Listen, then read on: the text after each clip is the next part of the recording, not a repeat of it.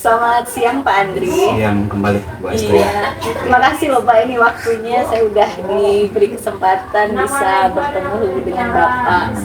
Bapak apa kabarnya Pak hari ini Pak? Alhamdulillah untuk hari ini sehat walafiat. Iya, saya ini Pak mau wawancara, ya ngobrol dengan Bapak terkait dengan kebijakan-kebijakan yang Bapak ambil di sekolah ini, karena saya lihat sekolah ini adalah satu-satunya ya Pak, atau salah satu sekolah yang besar di Kabupaten Merangin.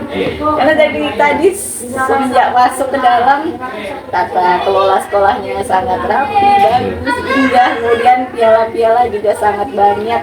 Jadi saya ingin mengetahui lebih jauh sih Pak tentang sekolah ini. Bapak boleh ini Pak memperkenalkan diri Bapak ataupun memberitahukan terkait sekolah ini kalau boleh Pak. Terima kasih Bu Astri ya. Pertama terima kasih kepada Bu Astri ya sudah berkunjung ke SD kami di SD Dapurnya 282. Sekilas tentang 282 yang jelas kami memiliki kata sepakat di sini yaitu kata semangat ya, semangat apapun bentuknya, baik itu di momentum yang lain tetap mengutamakan kata semangat di situ ya. Kemudian pihak sekolah kami tentu di samping dari visi misi sekolah, kami juga memiliki namanya branding sekolah, yaitu berprestasi ya. Branding sekolah kami yaitu berprestasi, yaitu bersih ya, peduli, ramah lingkungan, edukatif, sejuk ya, efektif, aman, sehat, dan inovatif ya. Iya, dari brandingnya sendiri sudah menunjukkan sih Pak. Jadi saya masuk juga memang sudah sekolah yang benar-benar berprestasi ya. Berarti ini Mbak pasti dalam menghadapi ataupun memimpin di sekolah besar ini banyak dilema-dilema tentunya ya Pak yang dihadapi. Bagaimana Bapak membedakan atau menganalisis antara kasus-kasus dilema etika ataupun rujukan moral yang tentunya pasti terjadi di sekolah ini? Terima kasih Bu Astri. Untuk mengidentifikasinya kembali kepada apa itu yang dikatakan dengan rujukan moral ya. Rujukan moral itu tentu kita ada sesuatu yang di posisi salah, dan ada sesuatu di posisi benar menurut hukum ya. Tapi jika semuanya benar, saya rasa itulah yang dikatakan dengan dilema etika. Dan selama ini dalam Bapak mengambil keputusan ataupun dalam memimpin tentunya banyak pihak-pihak yang membantu juga ya Pak dalam pengambilan keputusan. Di dalam pengambilan keputusan ya. Jika ada permasalahan di sini, tentu kami melibatkan di sini ya, terutama yang di bawah. Di sini ada wakil kepala sekolah ya, tetap melibatkan di situ, terutama yang berkenaan langsung dengan permasalahan di sini ya, karena tumpuan di sini adalah kesiswaan, itu hubungan dengan siswa. Itu yang di sini wakil kurikulum lebih kita berdayakan di sini, terus guru yang bersangkutan dan juga pihak pengawas dan pihak komite. Sesekali kami tetap melibatkan daripada pihak pengawas dan komite. Baik, terkait seperti yang sudah Bapak jelaskan tadi terkait dilema etika, langkah-langkah apa Pak yang Bapak ambil biasanya untuk tentunya kan Bapak dibantu oleh wakil kesiswaan, pengawas, komite, dan kalau boleh tahu langkah-langkah apa yang Bapak ambil dalam pengambilan keputusan tersebut? Ya, terima kasih Bu Astri. Tentu di sini kita untuk mengambil beberapa tahapan di sini ya, dan juga pokok permasalahannya. Jadi untuk mengidentifikasi daripada permasalahan tadi ada beberapa tahapan ya, tentu kita harus memanggil daripada yang terlibat langsung di permasalahan tersebut ya. Dan juga dari tahapan berikutnya sumber permasalahan ya, apa kira-kira permasalahannya ya. Tentu semua tahapan-tahapan itu kita lalui, tentu tidak lepas dari hasil dari musyawarah dan mufakat ya, tetap mengambil daripada musyawarah dan mufakat. Jadi keputusan terbaik di situ adalah keputusan dari musyawarah dan mufakat, keputusan bersama. Keputusan bersama itu Iya. tadi ya Pak. Dan kalau menurut Bapak, hal-hal apa saja yang Bapak anggap efektif untuk dilakukan dalam kegiatan musyawarah, dalam pengambilan keputusan itu bisa efektif karena tentunya karena faktor apa saja itu Pak yang membuat itu menjadi efektif dalam pengambilan keputusan? Iya, keputusan itu akan menjadi lebih efektif jika keputusan itu merupakan keputusan bersama. Iya. Iya, artinya hasil dari musyawarah dan mufakat, baik itu orang tua ya, orang tua dari si anak ini tadi, Iya. yang sumber permasalahan ini tadi, dan juga dari majelis guru, dari wali murid ya, Iya Pak. dari guru kelas. Jadi dari hasil ini tadi menjadi sebuah kesepakatan atau hasil musyawarah. Iya. Jadi intinya mengutamakan dari hasil kesepakatan bersama. Iya, kesepakatan bersama. Dan itu apakah ada tantangannya Pak dalam pengambilan keputusan itu? Yang sudah kami hadapi, alhamdulillah Bu Astria ya. Iya. Kembali kepada yang kita utamakan tadi ya. Iya. Kalau mengutamakan hasil bersama, saya rasa sedikit tantangan kita hadapi. Iya. Ya, kecil tantangan yang kita hadapi karena kita membawa hasil dari hasil bersama. Ya, Iya. kesepakatan bersama, hasil dari hasil bersama, dan juga muatan yang dari kesepakatan ini tadi tentu akan dilakukan untuk bersama gitu ya. Iya. Saya rasa sedikit hal-hal yang Menjadi tantangan di kami tantangan ya. ya, menjadi tantangan di sini. Terus ini Pak, terkait pengambilan keputusan ketika menghadapi dilema etika itu tadi, apakah Bapak mau ada menjadwalkan atau membuat tata kelola waktu seperti itu, ini harus selesai segera atau bagaimana? Iya. Begini Bu Astria ya. Iya. Dan kami pertama saya masuk di sini kami sudah berkomitmen dari awal. Iya. Jika itu emergensi, apapun bentuk permasalahan, baik itu langsung kepada siswa maupun kepada pihak lingkungan sekolah, sifatnya emergensi, penyelesaian juga harus emergensi. Sesegera mungkin, seketika prosesnya langsung diambil jalan keluarnya. Ya. Iya Pak. Kemudian ini Pak, terkait hal tersebut dalam pengambilan keputusan, faktor-faktor apa saja yang mempermudah dalam pengambilan keputusan itu tadi? Ya, hal-hal yang mudah di sini ya, ada keterkaitan dan keterhubungan dari permasalahan ini tadi. Iya. Yang diminta untuk menyelesaikan permasalahan tadi. Pihak-pihak mana saja yang ini, Iya. yang ada keterhubungan yang terlibat langsung di situ. Tentu sumber permasalahan ya, orang tua murid mungkin di sini ya, Iya. kita libatkan, pihak sekolah kita libatkan di sini. Saya rasa akan lebih mudah kita mengambil keputusannya. Ya. Iya. Dan ini yang terakhir nih Iya. Pak, Siap, dari penjelasan Bapak tersebut, tentunya ada pembelajaran yang bisa, ya tentunya nanti bisa saya petik juga terkait Iya. pengambilan keputusan.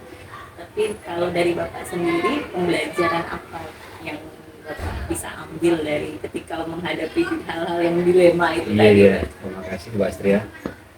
Jadi yang bisa kita petik atau kita ambil di sini, setiap permasalahan atau setiap dilema di sini jika diselesaikan secara bersama, Iya. musyawarah dan mufakat, insya Allah kita akan menemukan jalan keluar. Keluarnya. Iya. Iya. Ini pertanyaannya sudah selesai nih Pak. Terima kasih Pak untuk kesempatan dan waktu yang sudah Bapak berikan. saya banyak banyak belajar juga dari yang Bapak sampaikan tentang bagaimana mengambil keputusan ketika kita menghadapi dilema. Saya mengucapkan terima kasih sekali Bapak untuk kesempatannya hari ini. Oke, sama-sama Pak Asrian. Semakin Ya, sukses amin. dan sehat selalu Bapak. Selamat siang Pak. Selamat siang. Terima kasih Pak untuk kesempatannya. Bapak sudah memberikan waktu di tengah kesibukan Bapak untuk ya berbincang terkait ini Pak, pengambilan keputusan yang selama ini Bapak lakukan. Barangkali Bapak mau memperkenalkan diri dulu boleh Pak, atau biar Ya, saya Jamal Tunis sebagai kepala sekolah SMP 3 Merangin. Dari tahun 2011 sampai sekarang 2024. Iya Pak, ini kan Bapak berarti sudah hampir 13 tahun lebih ya Pak ya menjadi kepala sekolah. Dengan banyak pengalaman, tentunya banyak masalah-masalah yang dihadapi juga ya Pak. Jadi saya ingin berbincang-bincang dan juga ngobrol dengan Bapak terkait hal-hal itu tadi. Apakah ada ini Mbak? Pasti tentu Bapak pernah menghadapi hal-hal yang dilema ataupun terkait pengambilan keputusan. Dilema antara apakah keputusan ini benar lawan benar ataupun terkait wujudan moral. Barangkali bisa Bapak bagikan. Kalau untuk dilema yang pernah terjadi, terutama masalah siswa SMP 3, itu masalah kehadiran atau kedisiplinan kehadiran siswa di sekolah. Nampaknya selama ini masalah kehadiran itu sangat kurang diperhatikan oleh wali siswa. Nah, jadi kami sebagai pimpinan di SMP 3 tentu mengambil sikap bagaimana tindak lanjut daripada kehadiran siswa tersebut.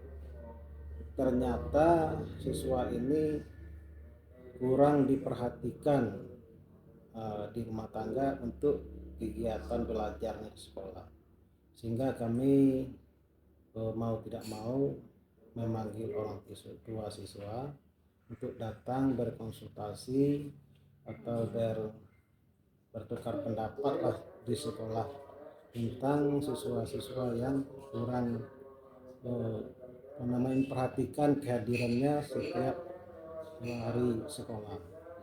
Maka dengan hasil pertemuan kami dengan orang tua siswa dengan kesepakatan bahwa harus kerjasama untuk memperhatikan kehadiran siswa.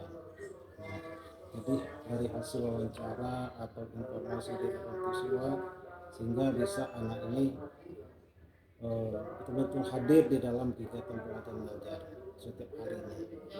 Alhamdulillah hal seperti itu bisa kita lihat untuk hasilnya yang telah disepakati tersebut. Itu yang pernah Bapak lakukan. Berarti Bapak berarti kan dalam menghadapi dilema tersebut Bapak salah satu yang Bapak lakukan dengan memanggil orang tua tersebut ya. Terus ini Mbak, apa namanya, seperti yang Bapak jelaskan tadi, berarti langkah-langkahnya itu sebelum memanggil tentu biasanya Bapak ini Mbak berkoordinasi dengan wakil kepala sekolah. Iya, tentu sebelum kita memanggil orang tua, pertama kita berkoordinasi dengan wali kelas. Setelah itu baru wakil kesiswaan. Nah, jadi dari koordinasi atau dari laporan orang-orang tersebutlah sehingga kita ngambil sikap untuk bisa membuat wali siswa harus hadir di sekolah untuk berkomunikasi. Dan itu langkah-langkahnya itu tadi ya Pak. Dan selama ini dengan langkah-langkah tersebut itu menjadi langkah yang efektif Pak untuk dilakukan. Kalau sebenarnya itu sudah langkah efektif, Iya. karena mulai kita menjajaki dari kehadiran siswa tentu melalui wali Wali kelas. kelas, ya. Setelah itu baru eh, apa namanya, wakil kesiswaan dari wakil kepala sekolah dari bidang kesiswaan. Dia tetap memantau sehingga dia memberikan laporan dengan kita. Itu yang langkah kita. Sudah dilakukan. Iya, sudah dilakukan. Dan dalam mengambil keputusan itu ataupun dalam menghadapi dilema itu tentu ada tantangannya juga Pak dalam pengambilan keputusan. Kalau menurut Bapak apa saja tantangannya Pak? Iya, dalam mengambil keputusan memang ada tantangan, tapi tidak begitu berat tantangannya.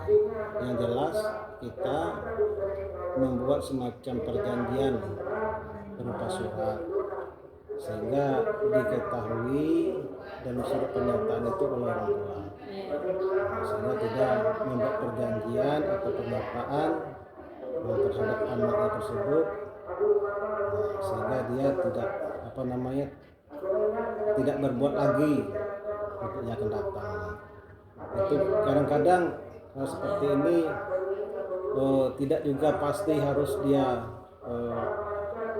apa namanya mengikuti, kadang terulang juga, tapi tetap kita berkoordinasi dengan orang tua. Dan ini Pak, misalnya ketika Bapak menghadapi dilema, ada keputusan pengambilan keputusan yang harus dihasilkan dengan cepat, itu biasanya apakah Bapak membuat jadwal atau misalnya rencana, oh ini keputusan ini harus segera atau seperti apa? Ya, keputusan itu dari langkah awalnya kita kan dari keputusan bersama dengan rapat majelis guru. Itu yang aturan itulah yang kita tuangkan kepada keputusan kepada wali murid. Bahkan itu pernah dimusyawarahkan melalui komite untuk siswa. Jadi sehingga untuk jenjang berikutnya kita tinggal menepati apa yang aturan kita buat. Jadi kita tidak membuat kebijakan sendiri, tetapi dari aturan bersama. Aturan bersama itu ya Pak. Dan kalau ini Pak terkait faktor-faktor, tentunya kan mengambil keputusan itu tidak mudah ya Pak. Tapi kalau menurut Bapak, apakah ada faktor-faktor yang membuat itu mudah ataukah memang ada yang membantu atau ada yang ya faktor-faktor itu kalau menurut Bapak apa yang bisa memudahkan pengambilan keputusan itu? Kalau faktor-faktornya itu ya itulah langkah yang terbaik atau yang termudah untuk kita berbuat bagaimana anak ini betul-betul disiplin. Di samping sekolah di sekolah dikontrol oleh guru dan kepala sekolah serta guru-guru lainnya, juga di rumah dikontrol oleh orang tua siswa, sehingga kita memudahkan untuk menerapkan aturan-aturan itu karena sudah disepakati orang tua siswa dengan kepala sekolah dan majelis guru, sehingga kita tidak timbul polemik baru karena kita hanya menjalankan apa yang telah disepakati gitu. Jadi faktor-faktornya ya tidak begitu sulit karena sudah disepakati. Ada kesepakatan. Ada kesepakatan. Dan ini yang pertanyaan terakhir ini Pak. Iya. Dari pengalaman Bapak dalam pengambilan keputusan ini, dalam menghadapi dilema, tentunya ada pembelajaran ataupun ada hikmah di balik itu. Mungkin bisa Bapak bagikan apa pembelajaran yang bisa dipetik dari itu semua?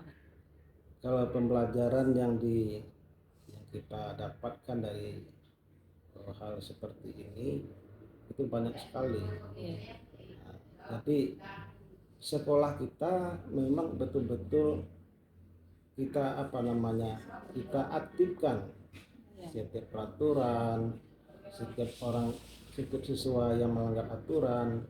Jadi betul-betul kita perhatikan sehingga tidak terabaikan.